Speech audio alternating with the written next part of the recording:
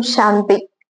Murali date 9/7/2026 காலை முரளி பாப்தாதா மதுபன். இன்னைக்கு பாபா முரளியில சொல்றாங்க, இனிமையான குழந்தைகளே, விருட்சபதி தந்தை குழந்தைகளாகிய உங்கள் மீது குரு திசையை அமர வைத்துள்ளார். இப்பொழுது நீங்கள் அழிவற்ற சுகத்தின் உலகத்திற்கு சென்று கொண்டிருக்கிறீர்கள்.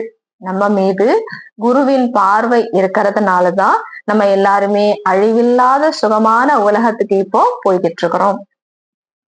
இன்னைக்கு கேள்வி, அழிவற்ற குரு திசை, அதாவது குருவின் பார்வை எந்த குழந்தைகளுக்கு ஏற்படுகிறது?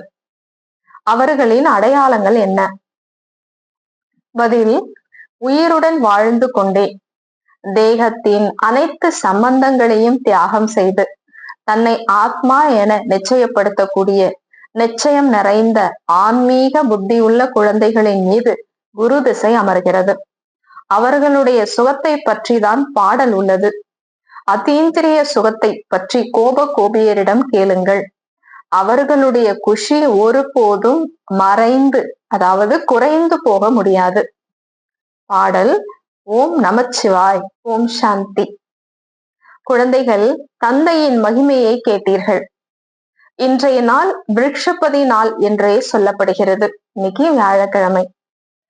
அதனை இணைத்து பிரகஸ்பதி நாள் என சொல்லப்படுகிறது. இதுவே குருவாரம் என்றும் சொல்லப்படுகிறது. இன்னைக்கு வியாழக்கிழமை இல்லையா? வெறும் குருவாரம் அல்ல, என்ன சொல்லணும்? சத்குருவாரமாகும். உண்மையான சத்குரு, உலகத்துல குருக்கள் மட்டும்தான் இருக்காங்க, சத்குரு யாருமே கிடையாது. ஒரே ஒரு சிவபாபா மட்டும்தான் சத்குரு. இதற்கு வங்காளத்தில் மிகவும் மதிப்பு தருகிறார்கள். மனித சிருஷ்டியின் விதை ரூபம் என பாடப்படுகிறார். ஆகையால் விருட்சபதி என சொல்கின்றனர். விதையாக இருக்கிறார், பதியாகவும் இருக்கிறார். யாரு? சிவபாபா. விருட்சத்தின், அதாவது மரத்தின் விதையை தந்தை என்றும் சொல்வார்கள். அதிலிருந்து மரம் தோன்றி வளர்கிறது. இது மனித சிருஷ்டி எனும் மரம். இதன் விதை மேலே உள்ளது. யாரு? சிவபாபா. குழந்தைகளாகிய நம் மீது இப்போது அழிவற்ற விருட்சபதியின் திசை உள்ளது.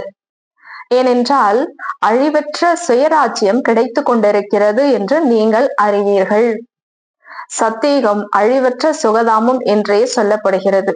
கலியுகம் அழியும் சுகதாமம் என சொல்லப்படுகிறது. கலியுகத்துல ஒவ்வொரு நிமிஷமும் மாறிக்கிட்டே இருக்கு இல்லையா? இப்ப இருக்காங்க, உடனே இல்லாம கூட போயிடுறாங்க, நிலை கிடையாது. இதே சத்தியுகம் முழுவதுமே பாத்தீங்க அப்படின்னா, இப்பதான் சரீரத்தை விடணும் அப்படின்னு விரும்பிதான் நம்ம என்ன பண்றோம்? சரீரத்தை விடுறோம். அதனாலதான் பாபா சொல்றாரு, சுகதாமம் அழிவில்லாதது, இது அழியக்கூடியது. இப்போது துக்கதாமம் வினாசம் ஆக உள்ளது. சுகதாமம் அழிவற்றது. அரை கல்பம் நடக்கிறது. அதனை அழிவற்ற விருட்சபதி ஸ்தாபனை செய்து கொண்டிருக்கிறார். அப்படிப்பட்ட அழிவில்லாத சொர்க்கத்தை, சுகதாமத்தை யாரு ஸ்தாபிச்சிட்டு இருக்கிறாங்க? அழிவில்லாத சிவபாபா இப்போ உருவாக்கிட்டு இருக்கிறாரு. குழந்தைகள் சேவைக்காக ஞான விஷயங்களை குறித்து கொள்ள வேண்டும். கண்காட்சிகளில் என்னென்ன விஷயங்கள் புரிய வைக்க வேண்டும் என்று பாபா நமக்கு புரிய வைக்கும் போதெல்லாம் அதை எல்லாமே என்ன பண்ணிக்கணும்? நம்ம நோட்ஸ் எடுத்துக்கணும். கண்காட்சியில இதெல்லாம் நம்ம புரிய வைக்கணும். ஏனென்றால் மனிதர்களுக்கு ஒன்றும் தெரியாது. இது ஞானமாகும்.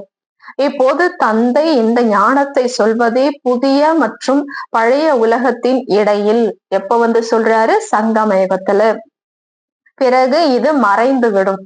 இப்ப நமக்கு சங்கமயுகத்துல பாபா ஞானம் சொல்றாரு. இதை கேட்டு நம்ம எல்லாருமே ஃபுல்ஃபில் ஆயிடுறோம்.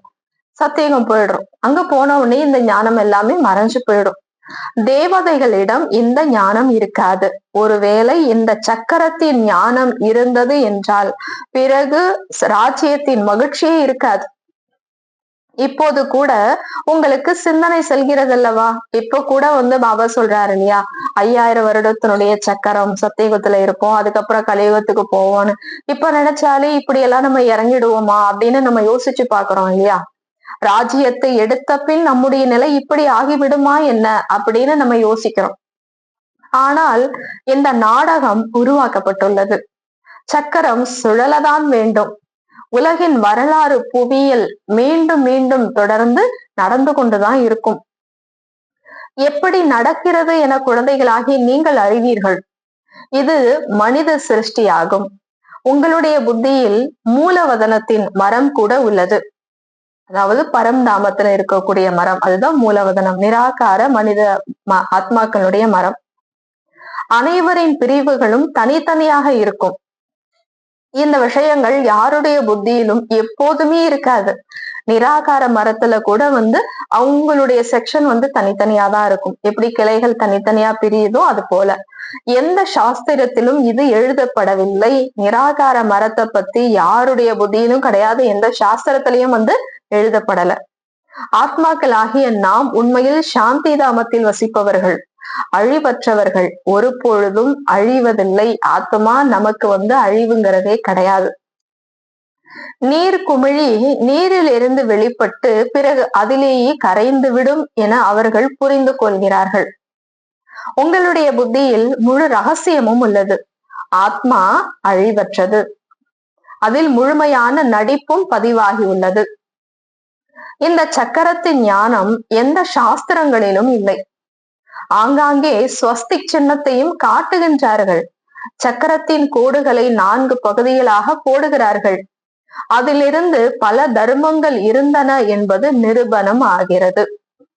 முக்கிய தர்மங்களும் சாஸ்திரங்களும் 4 உள்ளன என தந்தை புரிய வைக்கிறார். சத்திய திரேதா யுகங்களில் எந்த தர்மமும் ஸ்தாபனை ஆவதில்லை. அங்கே எந்த தர்ம சாஸ்திரமும் இருப்பதில்லை. இவை அனைத்தும் துவாபர யுகத்திலிருந்து தொடங்குகின்றன. பிறகு பாருங்கள் எவ்வளவு வளர்ச்சி ஏற்படுகிறது. நல்லது. கீதை எப்போது சொல்லப்பட்டது? தந்தை சொல்கிறார், நான் கல்பத்தில் சங்கம யுகத்தில் தான் வருகிறேன். அவர்கள் பிறகு கல்பம் என்ற வார்த்தையை நீக்கிவிட்டு ஒவ்வொரு சங்கம யுகத்திலும் யுகே யுகே என எழுதிவிட்டனர். யுக யுகமா கடவுள் வராரு அப்படின்னு. உண்மையில் சங்கம யுகத்தில் வேறு யாரும் தர்மஸ்தாபனை செய்வதில்லை.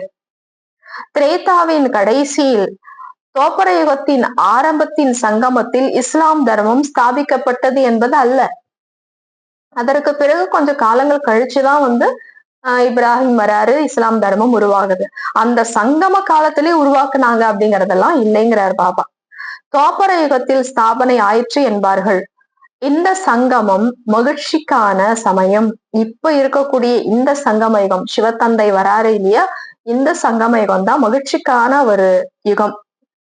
இதை கும்பமேளா என்று கூறுகின்றனர்.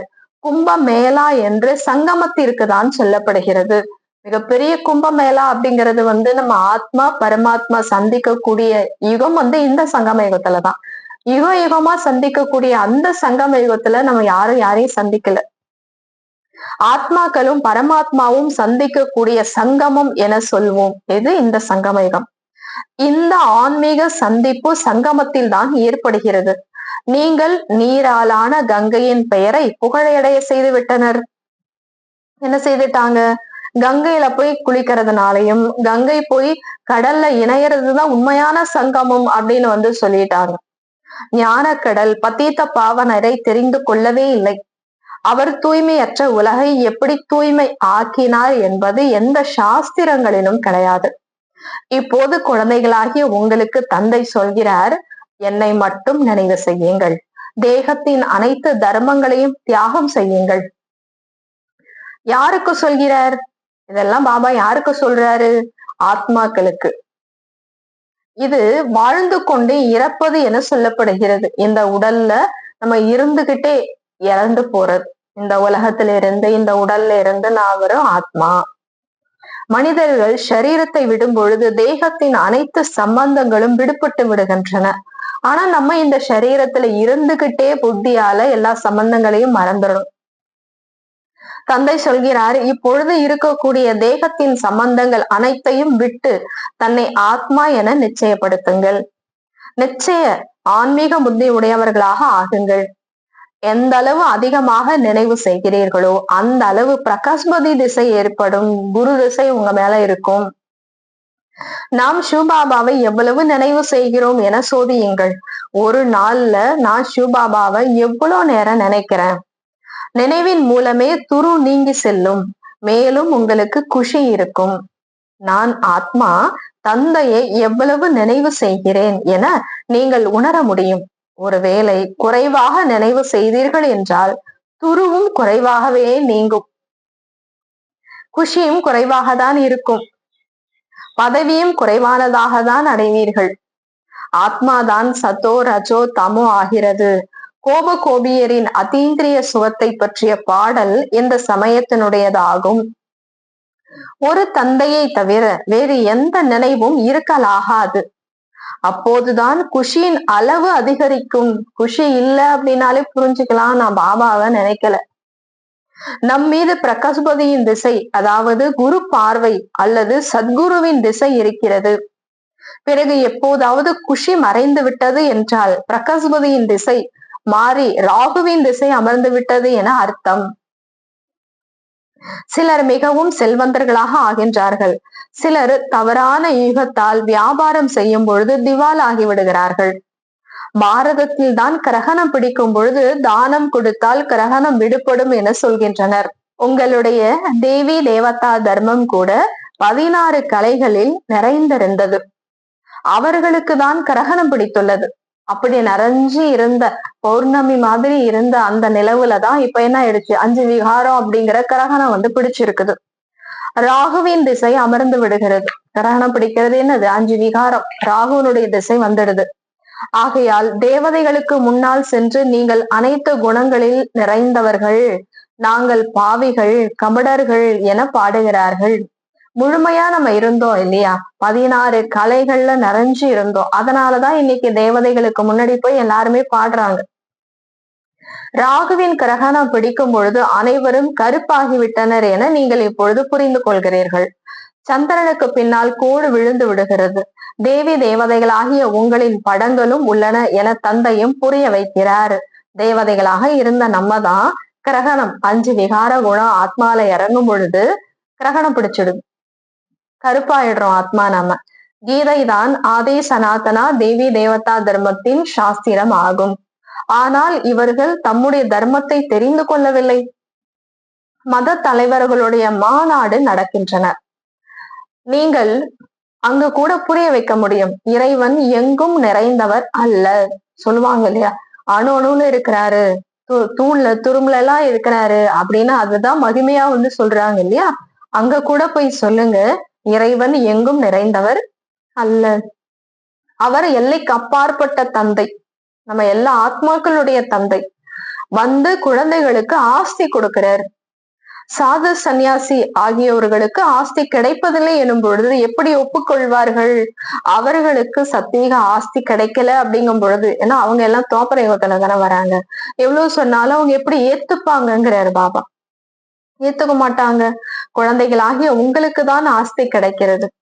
ஈஸ்வரன் எங்கும் நிறைந்தவர் அல்ல என்பதுதான் நிரூபிக்க வேண்டிய முக்கியமான விஷயமாகும். சிவ ஜெயந்தி நடக்கிறது.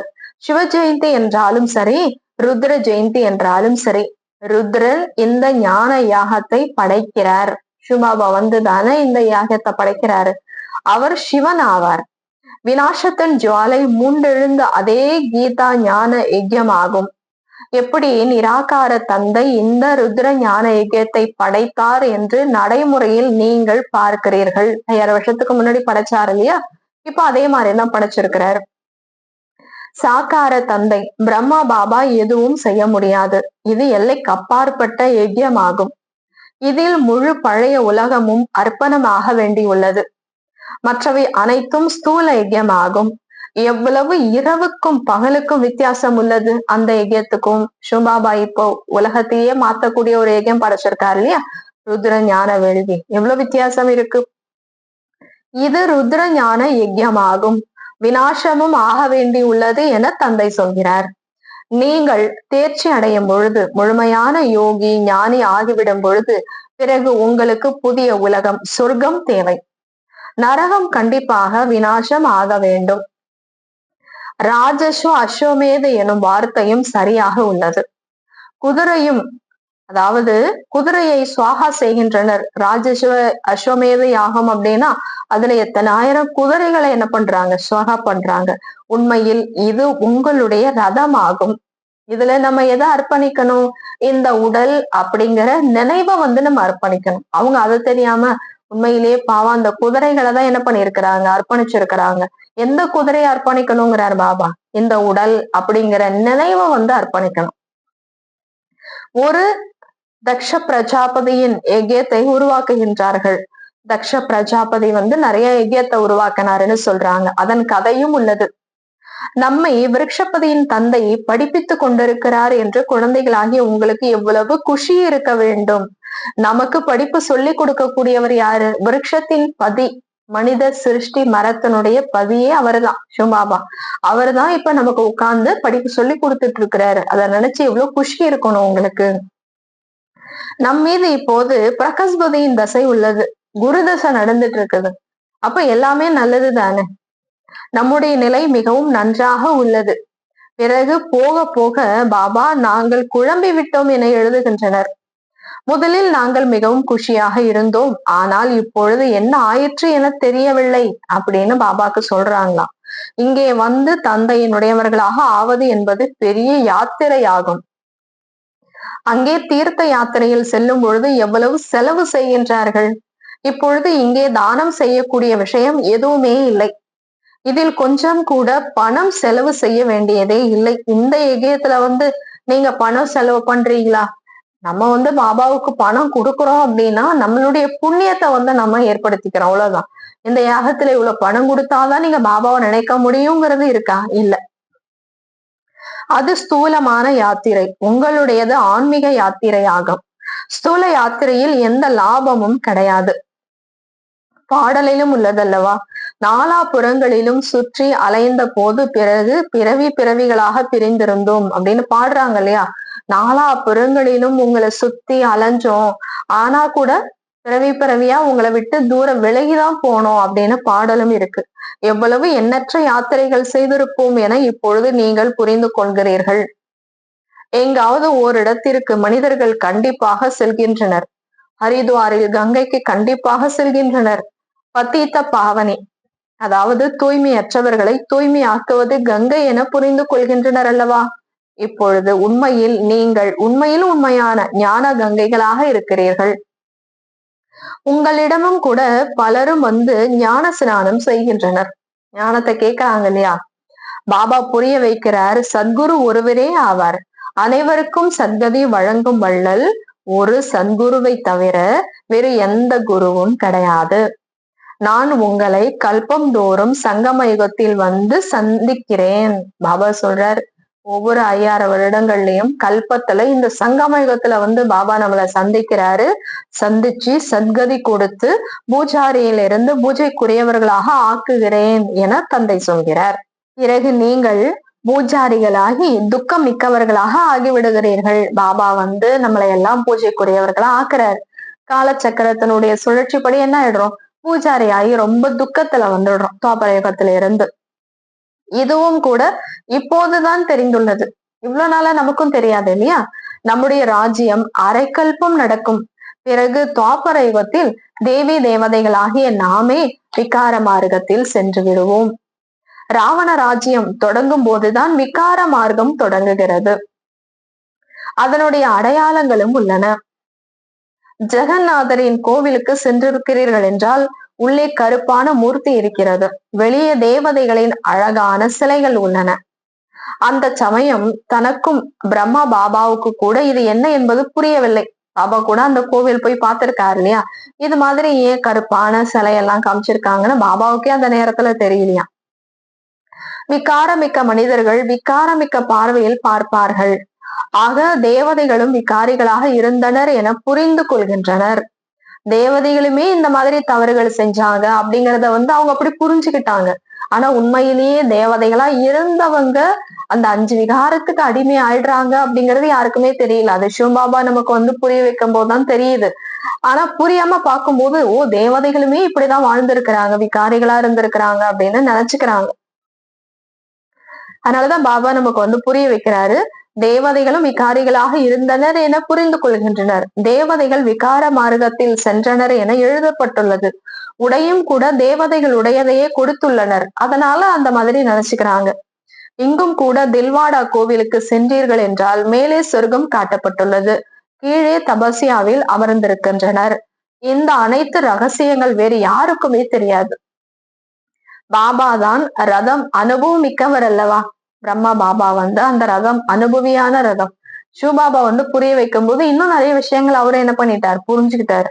குழந்தைகளாகி நீங்கள் புரிந்து கொண்டிருக்கிறீர்கள். ஆத்மாக்களும் பரமாத்மாவும் வெகு காலம் பிரிந்திருந்தனர். எவ்வளவு காலம்? 5000 வருடங்கள். முதலில் பிரிந்த நீங்களே பிறகு முதலில் சந்திக்கிறீர்கள்.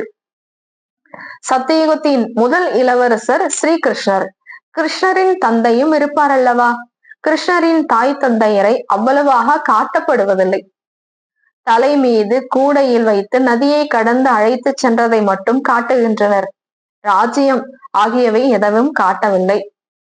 அவருடைய தந்தைக்கு மகிமை எதுவுமே இல்லை. ஏன்? இந்த சமயம் கிருஷ்ணரின் ஆத்மா நல்ல விதமாக படிப்பை படித்தார் என இப்போது நீங்கள் அறிகிறீர்கள். அதனால அவங்க அம்மா அப்பாவுக்கு அவ்வளவு மகிமை கிடையாது. அதன் காரணமாக தாய் தந்தையை விடவும் உயர்ந்த பதவியை அடைந்தார். நாம் ஸ்ரீ கிருஷ்ணரின் ராஜ்யத்தில் இருந்தோம் என்று நீங்கள் புரிந்து கொள்கிறீர்கள். நம்ம எல்லாருமே கூட எங்க இருந்தோம்? சத்தியுகத்துல. சொர்க்கத்தில் இருந்தோம் அல்லவா. பிறகு நாம் சந்திர வம்சத்தவர் ஆனோம். இப்பொழுது மீண்டும் சூரிய வம்சத்தவர் ஆவதற்காக ஸ்ரீமத் படி நடந்து தூய்மை அடைந்து தூய்மையான உலகத்தில் எஜமானன் ஆக போகிறோம். அனைவருக்குமே தம்முடைய நிலையை பார்க்க முடியும். எல்லாரும் நம்மளுடைய மனநிலை எப்படி இருக்குங்கிறத பார்க்க முடியும். ஒருவேளை நாம் இந்த சமயத்தில் சரீரத்தை விட்டோம் என்றால் எந்த கதியை அடைவோம், எந்த நிலையை அடைவோம்? ஒவ்வொருவரும் புரிந்து கொள்ள முடியும்.